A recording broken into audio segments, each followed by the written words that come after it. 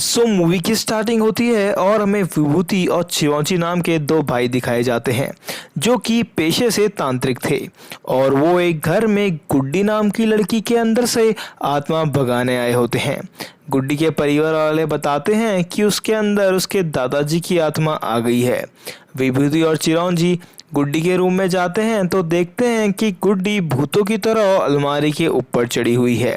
चिरौंजी गुड्डी के ऊपर पवित्र जल डालता है पर उसे कुछ नहीं होता और गुड्डी चिरौंजी के ऊपर अटैक कर देती है। पर विभूति को वहाँ कुछ ऐसी चीज़ें मिलती हैं जिससे उसे पता लग जाता है कि गुड्डी सिर्फ पोसेस होने की एक्टिंग कर रही है, उसके अंदर कोई आत्मा नहीं है। और वो गुड्डी से ये सब करने का रीज़न पूछता है। इस पे गुड्डी उसे बताती है कि घर वाले ज़बरदस्ती उसकी शादी कराना चाहते हैं, लेकिन वो अभी भी आगे पढ़ना चाहती है और इसलिए वो ये ढोंग कर रही थी। और यहाँ पे विभूति गुड्डी से एक डील करता है। वो कहता है कि वो एक नकली एक्सोर्सिज्म करेगा और ये कहेगा कि दादाजी की लास्ट इच्छा थी कि गुड्डी शादी से पहले पढ़ाई करे और इसलिए वो गुड्डी के शरीर में आ गए हैं और इसके बदले उन्हें अच्छे खासे रुपए मिल जाएंगे और गुड्डी की प्रॉब्लम भी सॉल्व हो जाएगी। और वो ठीक ऐसा ही करते हैं जिसके बदले उन्हें अच्छे खासे रुपए मिलते हैं। और यहाँ पे हमें ये भी पता लगता है कि ये दोनों तांत्रिक तो थे लेकिन इनमें कोई असली विद्या नहीं थी। विभूति को तो भूत पे बिल्कुल विश्वास ही नहीं था, वो सिर्फ अंधविश्वास को जरिया बना के रुपए कमाता था। वहीं पता तो चिरौंजी को भी किसी भी विद्या का नहीं था, पर उसे लोगों को उल्लू बना के रुपए कमाना बिल्कुल पसंद नहीं था। असल में उन दोनों के पिताजी उल्लड़ बाबा एक बहुत बड़े तांत्रिक थे जिन्होंने अपनी विद्या से कई सारे भूतों और आत्माओं को भगाया था। उनके पास उनके पिताजी की दी हुई एक बुक थी जिसमें काफ़ी तंत्र मंत्र लिखे हुए थे, लेकिन वो भाषा लगभग 5000 साल पुरानी थी जिसकी वजह से वो इस भाषा को पढ़ नहीं पा रहे थे। वहीं इसके बाद भी वो दोनों कई जगह जाके लोगों को ठग कर रुपए कमाते हैं। वहीं सीन शिफ्ट होता है और हमें एक जगह दिखाई जाती है जहां तांत्रिकों का मेला लगा हुआ था। वहीं माया नाम की लड़की को भी दिखाया जाता है जो किसी परेशानी में थी और उल्लड़ बाबा को ढूंढते हुए वहीं आ जाती है। वहीं दूसरी तरफ विभूति बुक लेके ये सोच रहा था कि काश उसे वो बुक पढ़ने के लिए कोई कोड लैंग्वेज मिल जाती जिससे वो बुक पढ़ लेता। तभी उसके हाथ से बुक गिर जाती है और सीधे माया के पैर के पास आके रुकती है। तभी चिरौंजी वो बुक माया से ले लेता है और तभी उस बुक के अंदर से एक पर्ची निकलती है जिसमें उस बुक की कोड लैंग्वेज को पढ़ने की भाषा लिखी हुई थी और वो खुश हो जाता है। उधर एक इंस्पेक्टर छेदी उल्लड़ बाबा यानी विभूति और चिरौंजी को पकड़ने के लिए वहां आता है और उसे देख के वो दोनों भागने लगते हैं। और तभी चिरौंजी को फिर से माया मिलती है और उसे पता लगता है कि वो दोनों ही उल्लड़ बाबा के बेटे हैं और वो वैन में माया को बिठा के वहां से चल देते हैं। रास्ते में माया उन्हें बताती है कि उसे उनकी हेल्प चाहिए। वो बताती है कि उल्लड़ बाबा ने लगभग 27 साल पहले उसके पिताजी को संकट से बचाया था, लेकिन अब परेशानी कुछ और थी। एक्चुअली में वो हिमाचल प्रदेश के सिलावर से आई थी जहां उनका बहुत बड़ा चाय का बागान था, लेकिन कुछ टाइम पहले से ही उनकी फैक्ट्री में काम करने वाले मजदूरों ने वहां कोई आत्मा देखी है जो उन्हें परेशान कर रही थी और जिस वजह से उनका काम धंधा सब ठप हो चुका था। इसके अलावा माया ने भी उस आत्मा को एक बार देखा था। वो उस आत्मा का नाम किचकंडी बताती है और तभी चिरौंजी बोलता है कि किचकंडी के बारे में उसने अपने पिताजी की बुक में भी पढ़ा हुआ है और माया उसे बताती है कि उनके पिताजी ने ही 27 साल पहले किचकंडी को सिलावर से भगाया था, लेकिन अब वो वापस आ गई थी और वो लोग ये केस सॉल्व करने सिलावर पहुंच जाते हैं और वो वहाँ माया की सिस्टर कनिका से मिलते हैं। और यहाँ पे कनिका उन दोनों की इंसल्ट करती रहती है क्योंकि वो भूतों पे बिल्कुल विश्वास नहीं करती थी। वहीं कुछ देर बाद उनके चाय के बागान का मैनेजर भी वहां आ जाता है और विभूति को उल्लड़ बाबा समझ के उसके पैर पड़ जाता है। इसके बाद वो लोग वहां के टी फैक्ट्री में काम करने वाले वर्कर से मिलते हैं और विभूति अपना इंप्रेशन जमाने के लिए किचकंडी को ललकारने लगता है और फिर चिरौंजी लोगों को विश्वास दिलाता है कि वो लोग सब ठीक कर देंगे। फिर उसी रात को उस गांव में रहने वाली लता और उसके हस्बैंड बाहर बाथरूम जाते हैं और उन्हें वहां किचकंडी दिखती है, जिसे देख के वो बहुत डर जाते हैं और वहां से भाग जाते हैं। फिर अगले दिन लता रात में हुए इंसिडेंट के बारे में विभूति और चिरंजी को बताती है और उन्हें ही इन सब का रिस्पॉन्सिबल मानती है।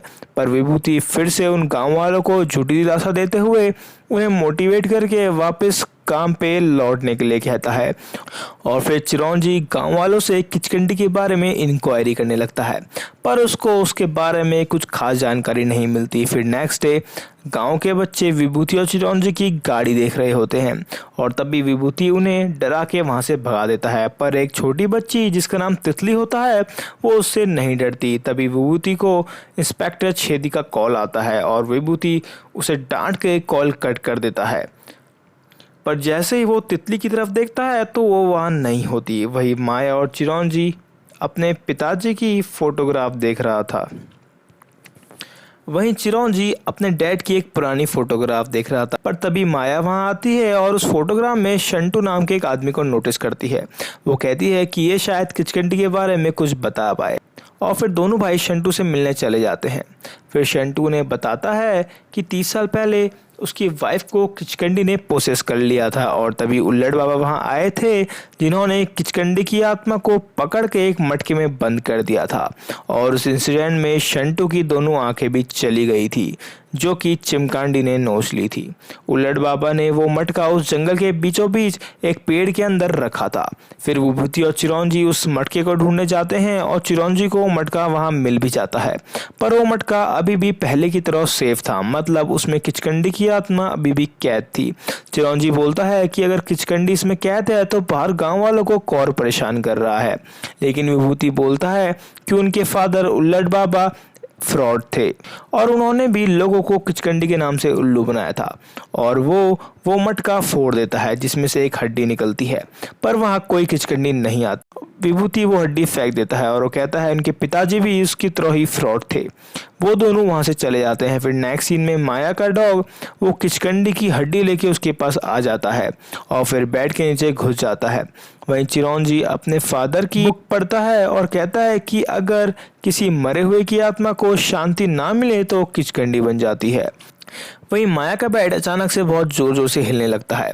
उसे पहले लगता है कि उसका डॉग कर रहा है, पर थोड़ी देर बाद उसका डॉग वहां से डर के चले जाता है और उसका बेड और भी तेज से हिलने लगता है। माया डर जाती है और बेड के नीचे देखती है तो उसे हड्डी से आग निकलते हुए दिखती है।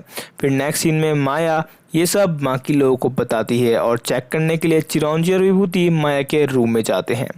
वहीं चिरंजी वो हड्डी को देख के चौंक जाता है और कहता है कि किचकंडी आजाद हो गई है, लेकिन विभूति बोलता है कि यह हड्डी उसका कुत्ता उठा के लाया है, इसका किचकंडी से कुछ लेना देना नहीं है। फिर चिरंजी उस जगह का शुद्धिकरण करने लगता है, पर तभी उस रूम की सीलिंग से पेड़ की तरह जड़ें निकलने लगती हैं जो कि विभूति पे अटैक करने वाली थी, पर तभी चिरंजी शुद्धिकरण की प्रक्रिया पूरी पढ़ लेता है जिससे वो जड़ें वापस वहीं घुस जाती हैं, पर यह सब उन दोनों में से कोई भी नोटिस नहीं कर पाता। इसके बाद चिरंजी एक गुड़िया उस घर के दरवाजे पे बांध देता है जिससे किचकंडी अंदर ना आए और माया से बोलता है क्योंकि कल पूर्णमासी है इसलिए किचकंडी को पकड़ने के लिए रक्त शास्त्र विधि का यूज करेंगे। तभी हम देखते हैं कि एक डरावना हाथ आके चिरंजी के द्वारा बांधी हुई गुड़िया को निकाल लेता है। वहीं विभूति जंगल में टॉयलेट करने के लिए जा रहा था, तभी उसे कुछ आवाज आती है और वो उस आवाज को फॉलो करता है। वहीं दूसरी ओर हमें माया को दिखाया जाता है जो अपने रूम में थी और तभी उस रूम के बाहर हमें किचकंडी दिखती है। वहीं विभूति आवाज को फॉलो करते हुए वहीं पहुंच जाता है और देखता है कि कोई सीढ़ी लगा के माया के रूम में झांक ताक कर रहा है। विभूति उस सीढ़ी को गिरा देता है और उसको पकड़ लेता है और यहाँ पे हमें पता लगता है कि वो किचकंडी का नाटक करने वाला कोई और नहीं माया का मैनेजर ही है।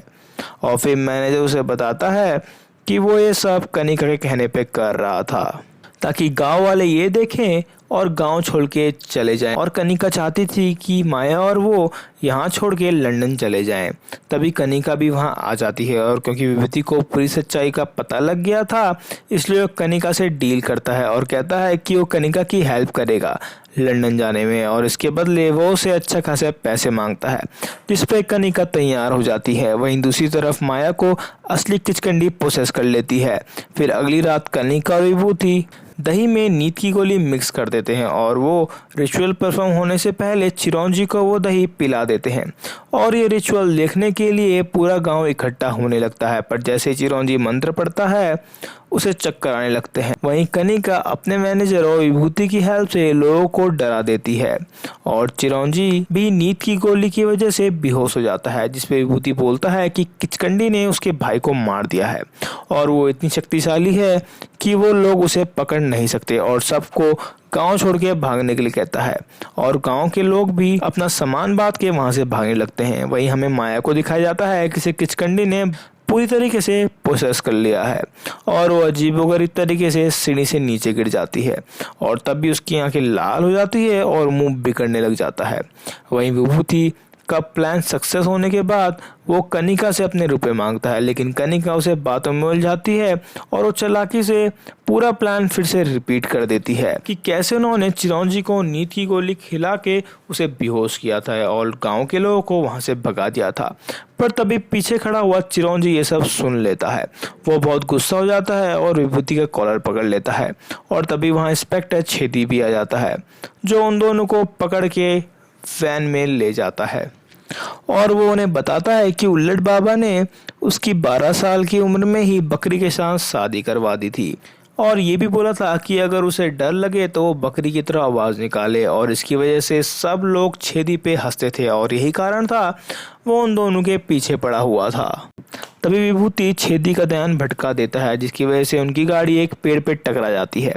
छेदी बेहोश हो जाता है और विभूति और चिरौंजी मौका देख के वहां से निकल जाते हैं। विभूति चिरौंजी से गांव छोड़ के वहां से चलने के लिए कहता है, लेकिन चिरौंजी विभूति से लड़ जाता है और वापस गांव की तरफ चल देता है। वहीं दूसरी तरफ मोनिका देखती है कि माया बहुत वियर्ड बिहेव कर रही है और वो माया को आवाज़ देती है और माया जैसे पलटती है तो वो पूरी तरीके से किचकंडी के वश में आ गई थी। तभी वो बोलती है तितलियाँ। वहीं विभूति को वही तितली नाम की छोटी बच्ची मिलती है और वो उसे अपने कंधे में बिठा के ले जाता है, पर तभी वहाँ छेदी आ जाता है और उस पर अपनी बंदूक तान देता है। पर विभूति उससे गन नीचे करने के लिए बोलता है क्योंकि वो कहता है कि उसके पीठ पे छोटी बच्ची है, जिसकी वजह से गोली उसे भी लग सकती है। पर छेदी को उसकी पीठ पे कोई बच्ची नहीं दिखती। तभी तितली विभूति की पीठ से गायब होकर छेदी के पीछे आ जाती है और यहाँ पे विभूति समझ जाता है कि तितली एक भूत है और उसे इस बात का एहसास भी हो जाता है कि वो मरे हुए लोगों को शुरू से ही देख सकता था। विभूति भाग के चिरौंजी के पास जाता है और उसे सब सच्चाई बताता है, जिसमें उसे वो तितली के बारे में बताता है और फिर वो दोनों माया की फैक्ट्री में चले जाते हैं। वहाँ उसे कनिका मिलती है जो उसे बताती है कि माया को किचकंडी ने पूरी तरीके से प्रोसेस कर लिया है। तभी थोड़ी देर में वहाँ छेदी आ जाता है, जिसे किचकंडी का भूत हवा में लटका देता है। पर तभी छेदी बकरी की तरफ बोलने लगता है, जैसा उसे उल्लड़ बाबा ने बोला था। तो माया उसे छोड़ देती है और छेदी को रियलाइज होता है कि उल्लड़ बाबा ने उसे सब सच सच कहा था। फिर माया चिरौंजी और विभूति में लड़ाई होने लगती है और चिरौंजी कुछ मंत्र पढ़ता है, जिसकी वजह से किचकंडी की आत्मा माया को छोड़ के विभूति के शरीर में आ जाती है। फिर विभूति प्रोसेस होकर चिरौंजी का गला दबाने लगता है। तभी माया वहां पे आके तितलियां बोलती है, जिसकी वजह से किचकंडी रुक जाती है और तभी माया बोलती है कि उसके प्रोसेस होते वक्त उसे कुछ विजन आए थे और बोलती है कि किचकंडी को उनकी हेल्प चाहिए। और फिर चिरौंजी किचकंडी के साथ जो हुआ था वो उसे महसूस करता है और फ्लैशबैक में हमें पता लगता है कि बहुत साल पहले किचकंडी यानी वो आत्मा अंग्रेजों के वहां काम किया करती थी और एक दिन एक अंग्रेज ने उसके साथ बदतमीजी करने की कोशिश की, जिसकी वजह से उसने गुस्से में आके अंग्रेज की नाक तोड़ दी थी और डर के मारे वो अपनी बेटी तितली को लेके जंगल में भाग गई थी। और क्योंकि अंग्रेज उसके पीछा कर रहे थे इसलिए उसने तितली को कहीं छिपा दिया था, पर अंग्रेजों ने उसे पकड़ लिया था और उसे पेड़ से बांध के उसे जिंदा जला दिया और अब वो लोग तितली को ढूंढने लगते हैं। तभी चिरौंजी को फिर से विजन आता है कि उस दिन एक अंग्रेज ने तितली को भी गोली मार दी थी और फिर वो किचकंडी को तितली को बुलाने के लिए कहता है और किचकंडी के बुलाने पे तितली वहां आ जाती है और किचकंडी विभूति का शरीर छोड़ देती है और उन दोनों की आत्मा को शांति मिल जाती है और फाइनली मूवी यहाँ पे ख़त्म हो जाती है। मूवी के एंड क्रेडिट सीन में हम देखते हैं कि छेदी ने भी भूत पुलिस गैंग ज्वाइन कर ली है और उन्हें अब फॉरेन के केस सॉल्व करने के लिए ऑफर आ रहे हैं। तो फ्रेंड्स, मूवी यहाँ पे ख़त्म हो जाती है। होप आपको मूवी अच्छी लगी। अगर अच्छी लगी तो please like share subscribe my channel. Thank you.